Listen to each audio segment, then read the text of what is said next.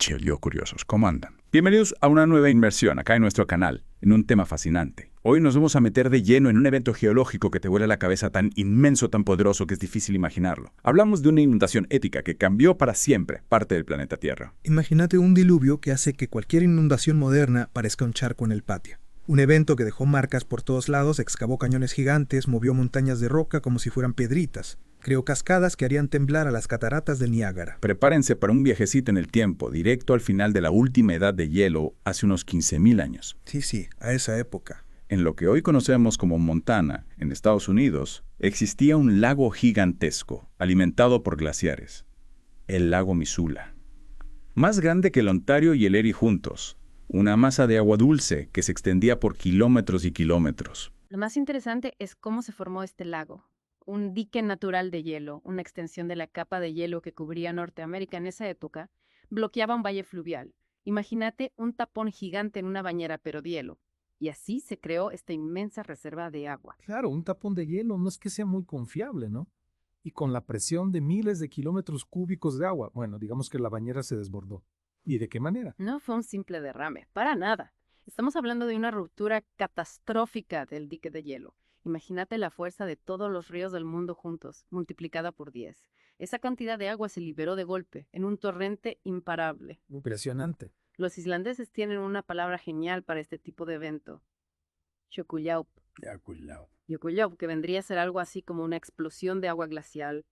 Arrasó con todo a su paso. Y el lago Missoula se vació en cuestión de días. Días. Una masa de agua de ese tamaño desapareciendo así de rápido. ¿Y a dónde fue toda esa agua? No se quedó quieta precisamente. Corría a más de 120 kilómetros por hora, arrasando con todo lo que se le cruzaba en el camino. Increíble. Y así llegamos a las Channel Scablands, las tierras escabrosas canalizadas, que quedan en el este de Washington. Un paisaje que a simple vista parece común y corriente, pero que esconde las cicatrices de este evento apocalíptico. Cicatrices. Sí, cicatrices. ¿Te imaginas un cañón 5 veces más ancho que las cataratas del Niágara? Bueno, eso es lo que era Dry Falls durante este diluvio. Una cascada monstruosa, la más grande del mundo, creada por la fuerza del agua en movimiento. Y ojo, que el agua no solo esculpió cañones. Arrancó la capa superior del suelo, movió rocas gigantescas como si fueran bolitas y hasta cambió el curso de ríos enteros. Es difícil imaginar la magnitud de la destrucción, pero las Scablands son la prueba viviente de lo que pasó. Impresionante. Pero, ¿cómo un diluvio puede generar semejante cambio en el paisaje? ¿Qué lo hizo tan poderoso? Hay otro factor clave en esta historia: la composición del terreno. La zona estaba cubierta de basalto, una roca volcánica que se formó por antiguos flujos de lava.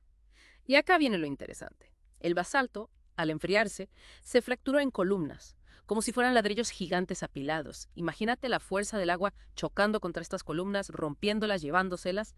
Debía ser un espectáculo increíble, aunque aterrador. Claro, no solo fue la cantidad de agua, sino también la forma en que estaba estructurado el terreno lo que hizo que la inundación fuera tan devastadora. Y lo más sorprendente de todo es que esto no ocurrió una sola vez. Se estima que el dique de hielo se formó y se rompió hasta 25 veces. Imagínate una serie de mega inundaciones que transformaron el paisaje una y otra vez. Es increíble. Es como si la naturaleza hubiera apretado el botón de reiniciar esa zona una y otra vez. Y encima, hay evidencia de que los humanos ya vivían por ahí durante las inundaciones. Se han encontrado restos arqueológicos que sugieren su presencia. Sí. Y algunas tribus nativas americanas, como los Nez Perce y los Palius, tienen historias sobre grandes inundaciones que podrían estar relacionadas con este evento. ¿Te imaginas lo que habrá sido presenciar semejante cataclismo? Es fascinante pensar que nuestros antepasados pudieron haber visto este espectáculo de la naturaleza con sus propios ojos. Un evento tan poderoso que seguramente quedó grabado en la memoria colectiva de estas tribus. Volviendo a nuestra inversión en la historia de las inundaciones de Missoula, dijimos que este evento transformó el paisaje de una manera radical. Pero, ¿cómo estamos tan seguros de que esto realmente ocurrió? ¿Cuáles son las pruebas? Claro, uno puede mirar las Scablands y pensar, bueno, capaz un río gigante hizo todo esto. Pero la evidencia científica nos muestra algo mucho más dramático, ¿no? Exactamente, las marcas que dejaron estas inundaciones son tan particulares, tan a gran escala, que no se pueden explicar con la erosión normal de un río. Empecemos por las ripples, esas ondulaciones que se forman en la arena del fondo de un río. Como las que vemos en la playa. Similares pero a lo bestia. En las Scablands encontramos ripples gigantescas de decenas de metros de altura. Imagínate una ola del tamaño de un edificio pasando por encima tuyo y dejando estas marcas en el terreno. Eso solo pudo haber pasado por el paso de una cantidad descomunal de agua a una velocidad impresionante. ¡Wow! Es difícil imaginar una ola así. Y hay otras pruebas aparte de estas ripples gigantes. Un montón. También se han encontrado canales de desbordamiento, que son como gargantas enormes excavadas en la roca por el agua que buscaba una salida. Algunos de estos canales tienen kilómetros de ancho. Imposible que un río normal haga eso. Es una señal clara de que el flujo de agua era descomunal. Es como si la naturaleza misma hubiera abierto compuertas gigantes para drenar toda esa agua, ¿no? Tal cual. Y hablando de gargantas, no podemos olvidarnos de los potoles, esas depresiones circulares que se forman en la roca por la erosión del agua. En las Scablands encontramos potoles del tamaño de casas. Una locura. Eso solo se puede explicar por la fuerza de remolinos gigantescos que se formaron durante las inundaciones. Es como si hubieran puesto una licuadora gigante en el medio del paisaje. ¿Y qué me decís de esas rocas enormes que se ven por ahí? También las movió la inundación. Sí se llaman rocas erráticas y son enormes bloques de granito que fueron transportados a cientos de kilómetros de su lugar de origen. Imagínate una roca del tamaño de un auto arrastrada por la corriente como si fuera una pluma. Pero ¿cómo sabemos que estas rocas no llegaron ahí por un glaciar, por ejemplo? Buena pregunta. La clave está en la composición de las rocas. Las rocas erráticas de las Scablands son de un tipo de granito que solo se encuentra en las montañas de Idaho y Montana, lejos de donde fueron encontradas. Es como si la inundación hubiera dejado su tarjeta de presentación diciendo, yo estuve acá y traje estos recuerdos. Increíble. Y hablando de recuerdos, ¿hay alguna otra evidencia que nos cuente la historia de estas inundaciones? Claro que sí. No podemos olvidarnos de los ritmitas, que son capas de sedimento que se depositaron una encima de otra después de cada inundación. Estas capas son como las páginas de un libro que nos cuentan la historia de las inundaciones, cuántas ocurrieron, qué tipo de material transportaron, incluso la velocidad del agua. Es fascinante cómo la geología puede leer la historia de la Tierra a través de estas pistas que a simple vista parecen insignificantes. Es como un detective del pasado, ¿no? Exactamente. Y eso nos lleva a otro punto interesante. El impacto de las inundaciones en las plantas y animales de la región. Imagínate el cambio radical que significó para los ecosistemas existentes. Claro, debe haber sido un desastre para la vida en la zona, ¿no? Sin duda. Las inundaciones arrasaron con toda la vegetación, los animales terrestres tuvieron que huir o murieron ahogados, y los ecosistemas acuáticos cambiaron por completo con la llegada repentina de agua dulce y sedimentos. Pero ¿cómo se recuperó la vida después de semejante cataclismo? Volvió todo a la normalidad. La naturaleza es increíblemente resistente.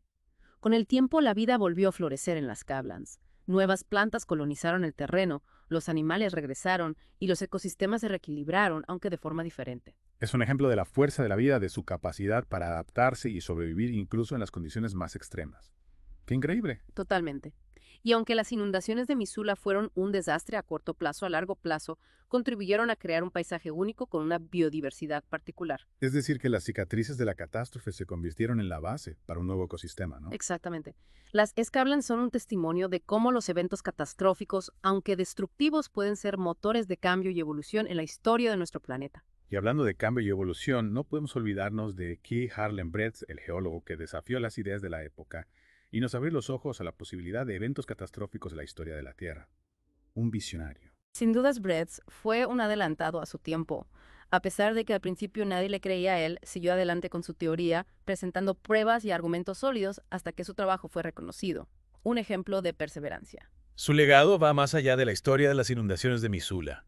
Su trabajo cambió la forma en que entendemos la historia geológica de nuestro planeta, una historia llena de eventos dramáticos y transformaciones radicales. Totalmente. Y esto nos lleva a una pregunta fundamental. Si un evento como las inundaciones de Missoula pudo ocurrir en el pasado, ¿podría volver a suceder en el futuro? Esa es una pregunta que nos deja pensando, ¿no?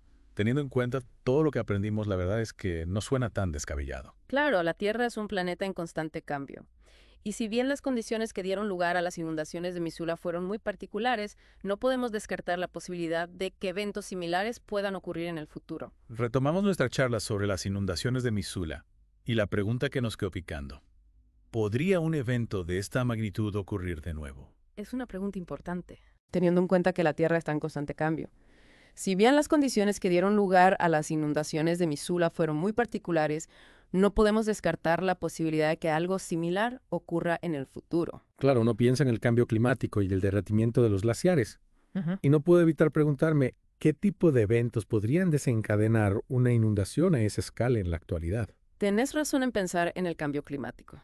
El derretimiento acelerado de los glaciares por el aumento de la temperatura global genera muchísima agua. Si esa agua se acumula detrás de barreras naturales como diques de hielo o roca, podría generar inundaciones catastróficas. Entonces, el cambio climático no solo aumenta el riesgo de inundaciones costeras, sino que también podría provocar mega inundaciones en zonas continentales. Es para preocuparse. Así es.